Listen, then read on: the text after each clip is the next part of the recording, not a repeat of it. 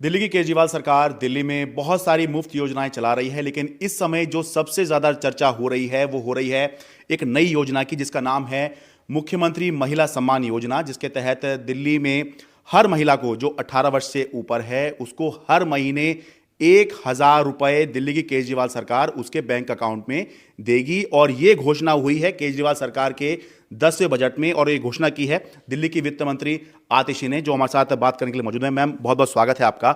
सबसे पहला सवाल, बहुत सारी योजनाएं पहले चल रही हैं, ये जो नई योजना है ये किस लक्ष्य के साथ आपने इसकी घोषणा की? क्योंकि चुनावी वादा नहीं किया था, ये सीधा ही आप इसको बजट में लेकर आ गए हैं।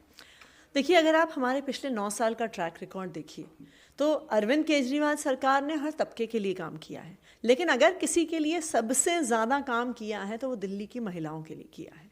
चाहे लड़कियों को सरकारी स्कूलों में अच्छी शिक्षा देनी हो, या मोहल्ला क्लिनिक में आज के दिन में अगर कोई सबसे ज़्यादा इलाज करवाने जाता है तो वो महिलाएं जाती हैं। पिंक टिकट के माध्यम से हमने उन्हें घर से बाहर निकलने का मौका दिया। तीर्थ यात्रा में 80% बुजुर्ग महिलाएं ही जाती हैं। लेकिन जो सबसे बड़ा सशक्तिकरण होता है वो हाथ में पैसे से होता है। एक परिवार के अंदर जिसके हाथ में पैसे होते हैं वो परिवार के निर्णय लेता है। और ये हमारे देश की सच्चाई है कि घर के हाथ के पैसे पुरुष के पास होते हैं, क्योंकि वो अक्सर कमाने वाले होते हैं।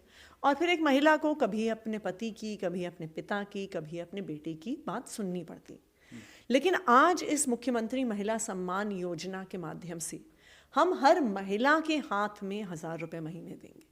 उससे वो निर्णय लेने की पोजीशन में आएंगी, वो डिसीजन मेकर के रूप में परिवार में स्थापित होंगी। और दुनिया भर में रिसर्च ये दिखाती है कि जब महिला परिवार में डिसीजन मेकर बनती है, जब महिला के हाथ में पैसा आता है, तो परिवार के लिए बेहतर निर्णय, चाहे बच्चों को बेहतर क्वालिटी का खाना मिले, उनका पोषण बेहतर हो, उनके पढ़ाई लिखाई के लिए किताबें आएँ, या परिवार में अगर कोई कर्ज लिया हो उसको चुकता करें, और जो रोज़ रोज़ का इंटरेस्ट का पेमेंट है वो ख़त्म करें। ये बेहतर निर्णय महिलाएं ले पाती हैं। ये बजट 1 अप्रैल से लागू होगा और उस दौरान चुनाव चल रहे होंगे, तो हम ये मान रहे हैं कि अभी इतनी जल्दी तो लागू नहीं होगा, लेकिन पहली किस्त आप क्या मान रही हैं, ये जो महिलाओं के खातों में जाएगी ये कब जा सकती है? देखिए, अभी चुनाव चल रहे हैं तो आप मान लीजिए कि जून के बाद ही ये योजना कैबिनेट में आएगी। ये योजना उसके बाद नोटिफाई होगी, तो लोग अपने बैंक अकाउंट की डिटेल्स देंगे, आधार कार्ड देंगे, वोटर आईडी कार्ड वगैरह देंगे।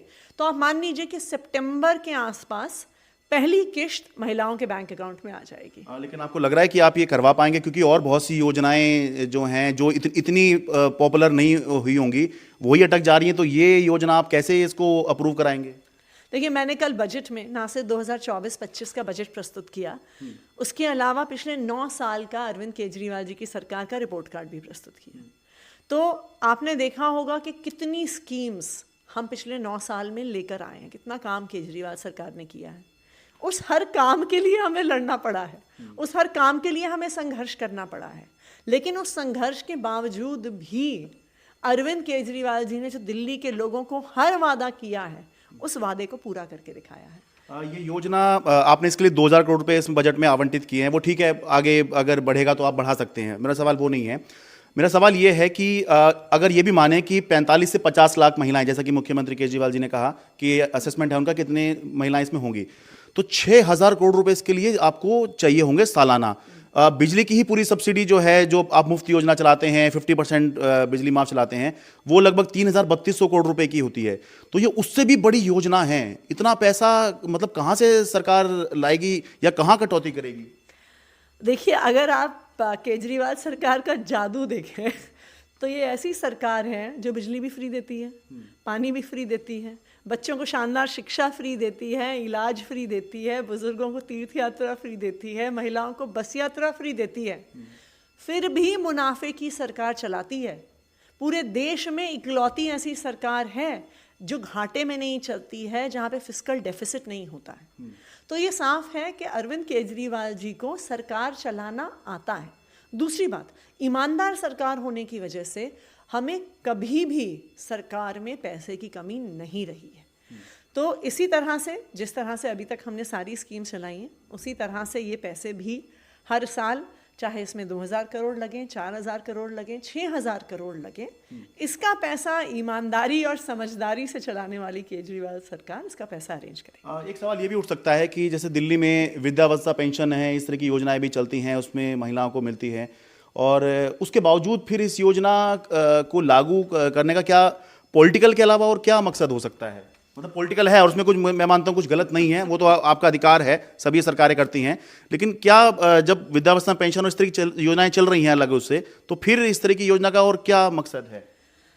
देखिए, आप हमारे भारतीय समाज को देखिए, यहाँ पर महिलाओं को हमेशा पीछे रखा जाता है, चाहे वो घर में हो, चाहे वो समाज में हो। लेकिन अगर एक महिला के हाथ में पैसे आते हैं तो वो निर्णय लेने की परिस्थिति में आती है।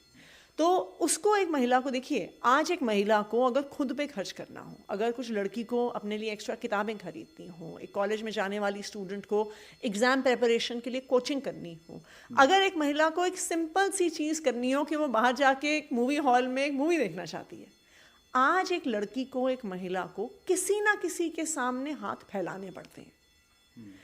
दिल्ली की महिलाओं को इस मुख्यमंत्री महिला सम्मान योजना के इम्प्लीमेंट होने के बाद किसी के सामने हाथ फैलाने नहीं पड़ेंगे। दूसरी बात, ये पूरी दुनिया में पाया गया है, अगर आप किसी भी इकोनॉमिक रिसर्च को उठा के देख लीजिए, कि जब महिलाओं के हाथ में पैसा जाता है तो देश की इकोनॉमिक डेवलपमेंट होती है, परिवार के खर्चे बेहतर तरीके से होते हैं। फिर परिवार के खर्चे इधर उधर नहीं होते हैं, फिर वो पति जाके शराब पे पैसा नहीं खर्च करता। अगर महिलाओं के हाथ में पैसा आता है तो वो बच्चों के लिए पौष्टिक खाना लेती हैं, वो घर के लिए, आपके लिए चाहे कोई अप्लायंसेस हो वो लेती हैं, बच्चों के पढ़ाई लिखाई की किताबें लेती हैं। ये पैसा कहाँ जा रहा है? ये पैसा आपकी इकोनॉमी में जा रहा है।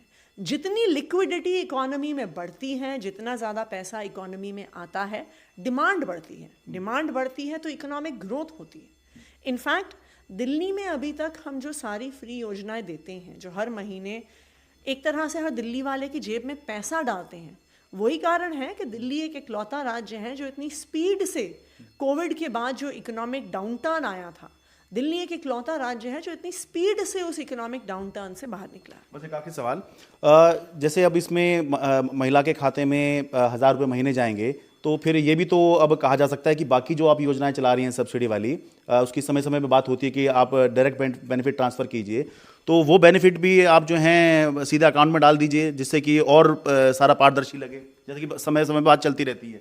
देखिए, हमारी सारी योजनाएं बहुत पारदर्शी हैं। अगर आप देखिए तो जो सारा बिजली के ऊपर कहा जा रहा है, जैसे बिजली सब्सिडी, आप मतलब जो कंज्यूमर है उसको सब्सिडी ऐसे देने के बजाय उसके बैंक अकाउंट में दे दें, मैं उसकी बात कर रहा हूँ।